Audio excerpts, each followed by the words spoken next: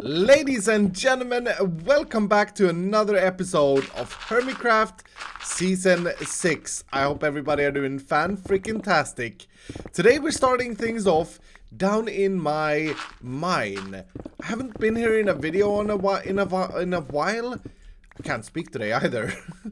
Yeah, I haven't been here in a video in a while, and I wanted to show you guys the progress of this place. This is the, I believe it's the second beacon worth that I mined out over here, and then all the way over there is where we have our mine set up, the sorting system. And yeah, if you didn't see that, if you're newer to the series, you should go back and watch us build that place, because it's absolutely amazing, or at least I think so.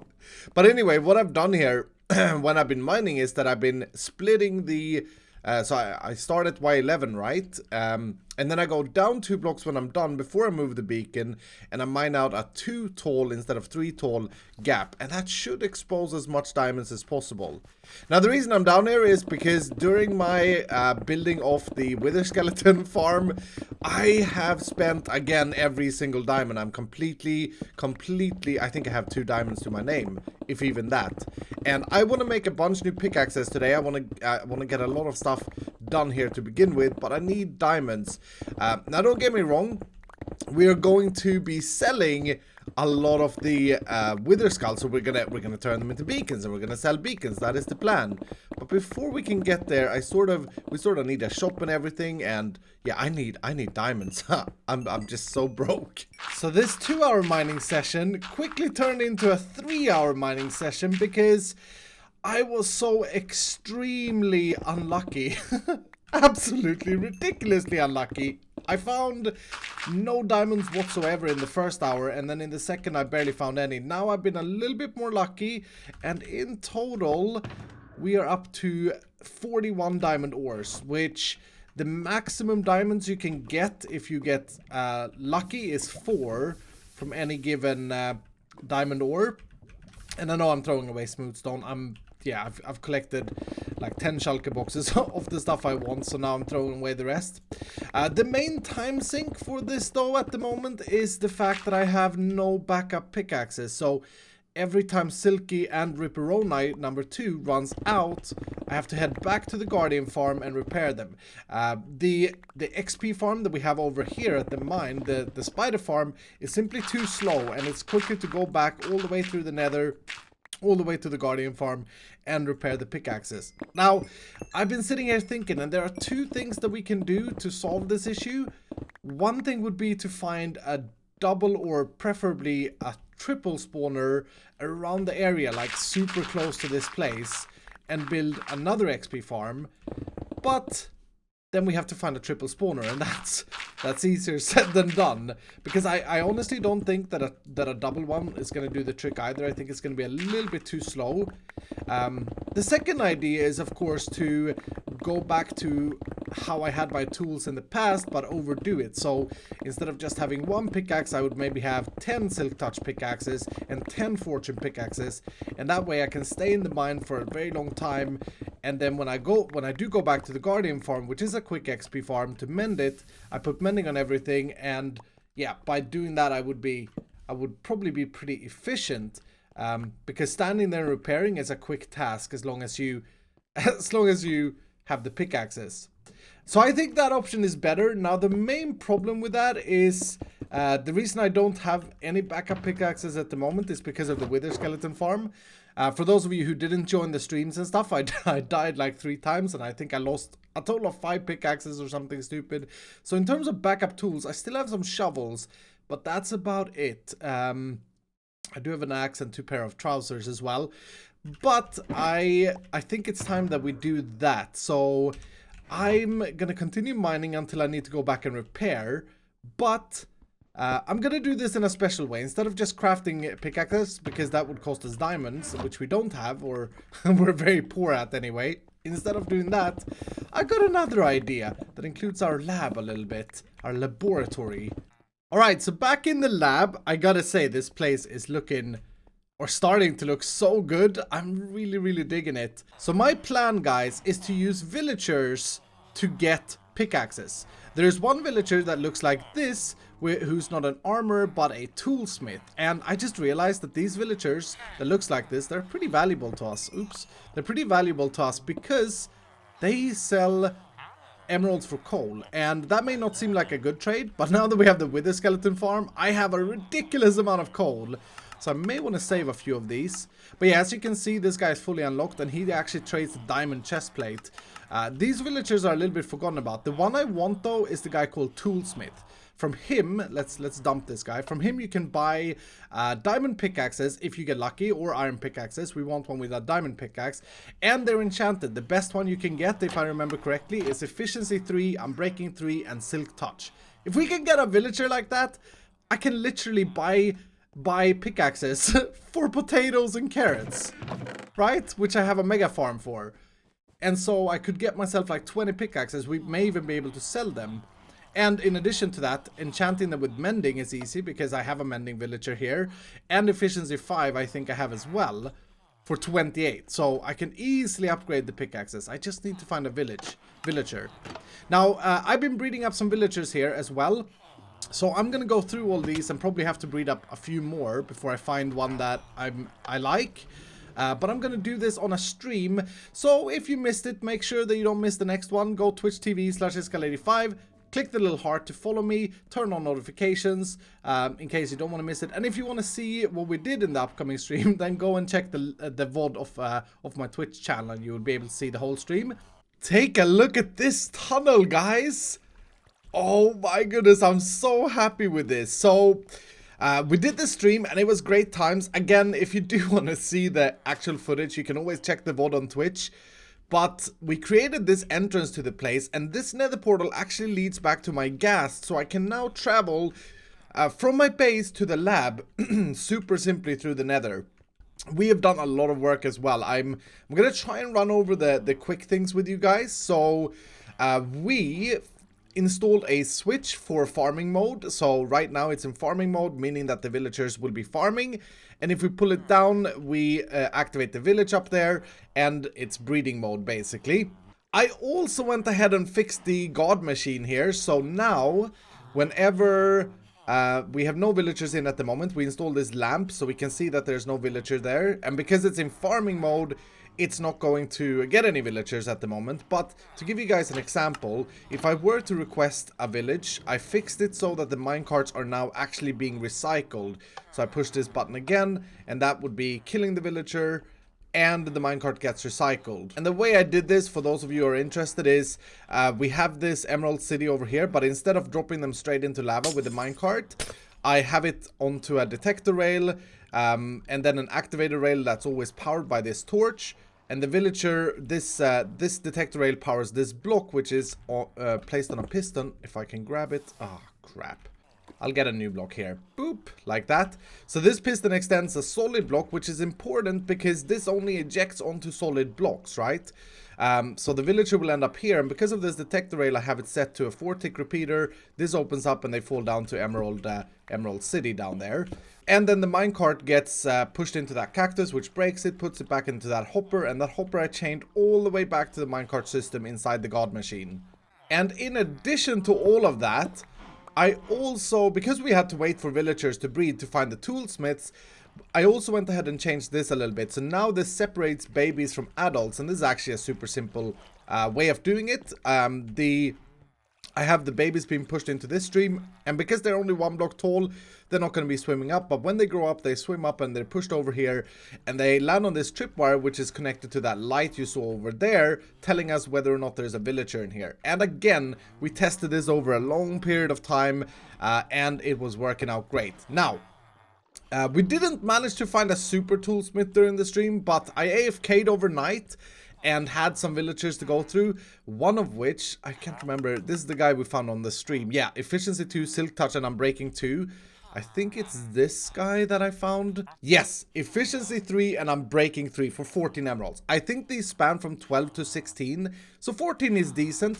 The important thing here is the unbreaking 3. You see, I can go in here and buy these, and of course I have, in theory, I have unlimited emeralds because our potatoes and carrots, basically turn into emeralds. I've seen a lot of confusion around how I can have so much emeralds, but this is all I'm doing, right? I'm trading with my farmer, which, by the way, this guy's upgraded, so he now has a 16 potato trade and a 15 carrot trade, which is absolutely great. So essentially, I'm turning carrots and potatoes into pickaxes, and in the long run into diamonds. Now these are not complete like this, but the important thing was to get Unbreaking 3, and I also still want to get another one that looks like this one, but with Unbreaking 3 as well, but has Silk Touch. But what I do is I'll take this, and then I need to buy a Efficiency 5 book for 28, which, by the way, is an absolutely fantastic price for an Efficiency 5 book.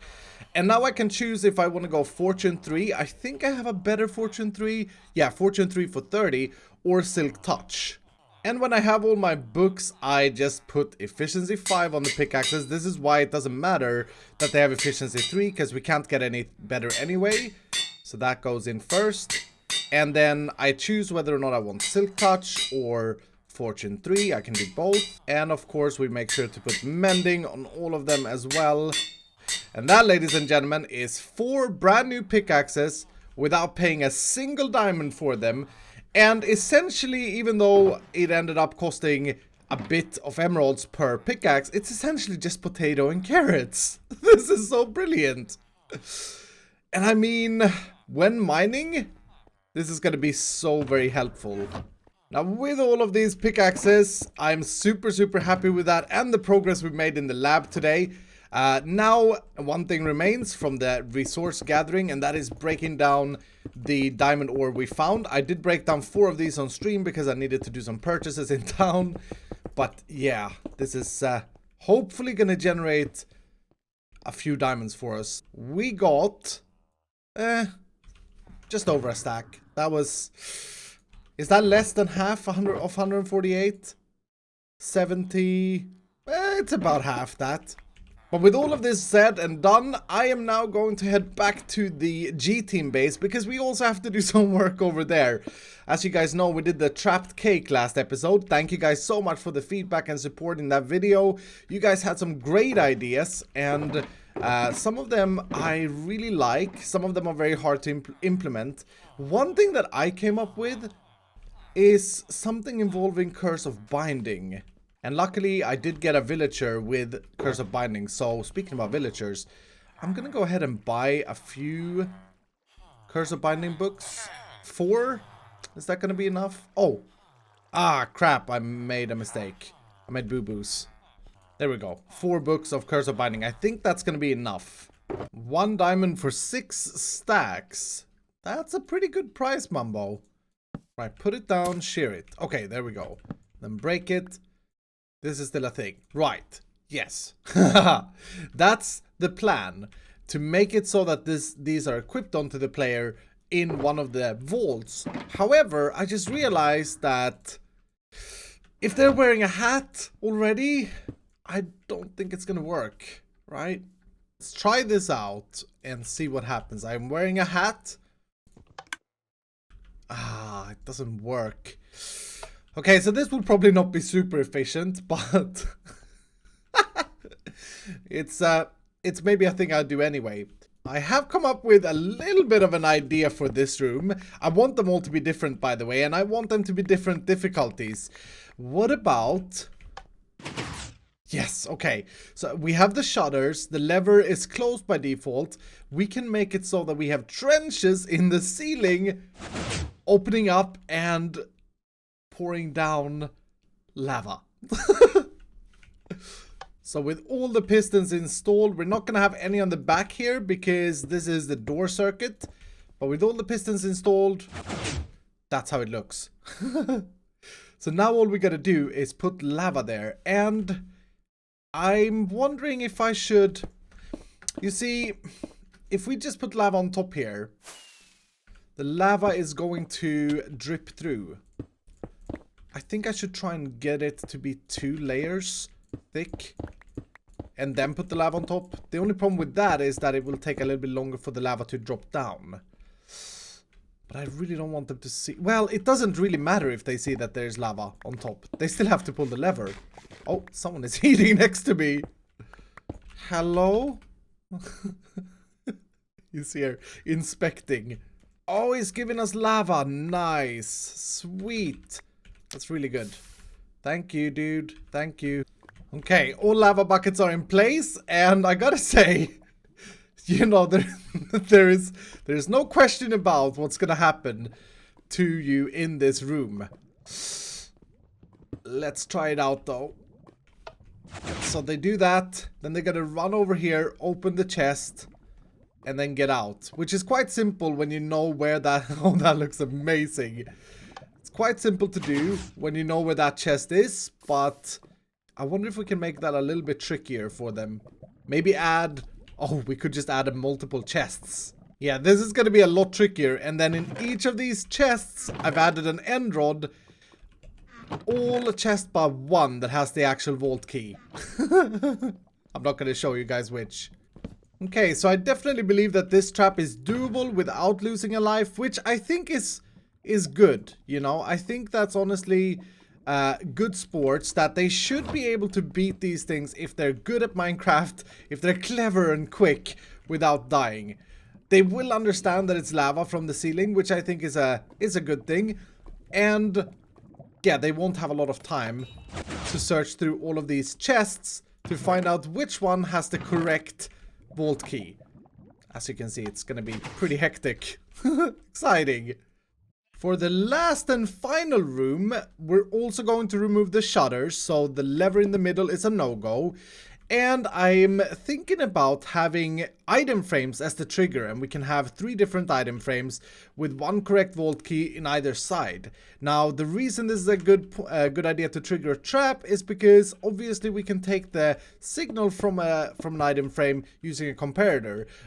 We've seen before, I've shown you before in videos how you can by rotating it differently, you get different strength outputs, but you can also just have it as an on-off. Like if I remove something from the item frame, the comparator gives us a or shuts off, which we can use to do something. I got a fun idea here. I've removed the floor, and down there is the sheep farm, so I can't go lower than that. But I got an idea for what to happen in this room. It's going to be a little bit hard to install. But basically, I think it would be hilarious if when you pick up the vault key, the floor disappears. The entire floor disappears. Okay, so if my theory works, this floor will completely disappear if I punch away this torch. Yep, it falls down beautifully. Okay, so the way this works is quite simple, and it's an old... Oh, I don't have a shovel anymore? Uh-oh. It's an old Minecraft trick, basically. So the way this works is that you have a piston extended, and then you place signs on that piston, constantly feeding off of the next sign, and when you alter the position of the first sign, they all break. You can do that with string as well, but that's how this works. So all I gotta do is actually gonna be quite simple, at least this part of the trap, but all I should have to do is place pistons down to cover this entire floor. Okay, so this room is now entirely rigged. Everything is controlled by that torch there. So I have to hook that up to the item frame, like I said. But I don't want to just use lava to trigger this room or to be the punishment. I would love to have some zombies and skeletons, if I can, chilling down here and waiting for them. I would also like them to be completely silenced so that when this opens up, it is a complete shock to them. So before I cover it up, I gotta do that. And believe it or not, I think this here was the easy part of this. Placing down the pistons and wiring this up. I first of all gotta get name tags, which I think we don't have any, so I have to buy them probably. And villagers are the answer for everything, although I'm running short on emeralds. Oh, this is working. Okay, so I've got myself a dark room right next to this. Got myself 12 name tags. Ideally, we would want to get some skeletons, but this guy can pick up a block, so he's not going to despawn anyway, but I do want to silence him. If I jump over here... Oh, he can't get through there. Okay, there we go. Yes, nice. Down he goes. I can probably give him a sword. Did you get silenced? Yes. Okay, perfect. Very, very good. I need to try and name them as they run through. I made a diamond sword for this guy. I just want to make sure that he trades that for that sandstone. He should. Pick it up. Nice. Okay. So I can gear the ones that can pick things up with armor and diamond swords, and that's gonna make it pretty tough on them. This is bad. This is bad. Oh no, he's...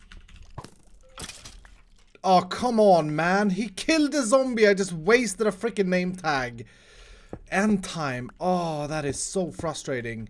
I wish I had more name tags. This is pretty crazy at this point in time. I've noticed one very bad thing here, and that is... Oh, can they stop being stuck? I can't really be standing there because the skeletons will start shooting and they will kill the zombies. Nice. So there will be some sound in here, unfortunately, because I'm out of name tags. But the real mob count is a lot worse than what they can hear. So I think I'm happy with that. I'm honestly very frustrated with getting them in here and then skeletons killing them. But now, if I have done everything correctly, I should be able to very carefully, though, cover up this floor.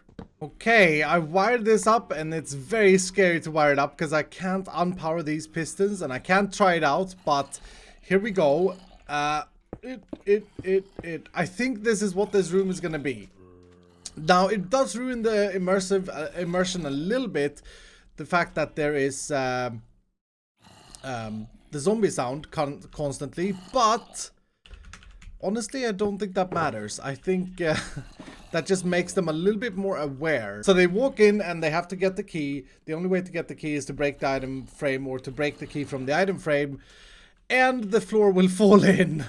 And this one's gonna be pretty deadly, because you can hear about 4 zombies, which is scary enough, but there's like 15 mobs down there. Most of them are silent. Okay, so with that, I have this vault, and this vault all rigged, all trapped with the vault keys. Different difficulties. I would say probably this one with the mobs is probably the hardest one. And Grian and Stress are doing something which involves swimming lessons in hot fluids. The last piece of this puzzle is the vault key lock, which I've just finished installing. I haven't tested it out, but this should work. So behind here is where they get the flag. And I've got all that they know is your comments telling them which passcode goes to what. And then Vault X, Vault Y, and Vault Z. And the point is that they put the item in these hoppers, and I've configured it so that if they try and put any other item in, they shouldn't work. And also if they put the wrong vault key in, so if I put the Z in here, it shouldn't work. But if I do put the correct one in, it disappears. Nothing happens though, because you need to trigger all of them. So the Y is in the middle and the Z over here, and now there we go. There's the flag. They unlock the sequence. Beautiful. That worked perfectly. And the way this works is, again, a pretty simple design, but basically I have a I don't know if it's called an AND gate or an RS NOR latch. I think it's called an AND gate. I have 3 item filters, which is just a regular sort of filter thing. That's not just stone. It's named to something, by the way. Otherwise, you could cheat the system. But these have a copy of the vault key. And so it only accepts that vault key, and that item filter unlocks it to drop down. And then I take the signal from the bottom hopper, and that is powering this torch. Now that when all 3 torches are unpowered, this line gets unpowered, which powers this torch, which unpowers the pistons, moving the blocks in front of it and revealing the key. So there we have it. Pretty straightforward. Now I'm kind of interested to see, you've seen me build these traps, you've seen me build these vaults, etc. I'm kind of interested to see down in the comments how many lives do you think that they will have to spend to get this flag? Will it be 1 life? Won't they die at all? I'm interested to see, so do let me know that down below in the comments, please. But with that, ladies and gentlemen, that's gonna do it for today. I hope you have enjoyed this episode. Thank you so much for watching. If you did enjoy it, hit the like button down below, show some support. And if you're brand new to the channel, consider subscribing. And a quick note from me, thank you so much for 300,000 subscribers. It is an insane amount of people subscribe to this YouTube channel now, but thank you so much for being part of it. And like I said, if you aren't, you should be. So subscribe if so. But anyway, thank you guys. Have a fan-freaking-tastic evening, and I'll see you dudes in the next episode. What is he doing?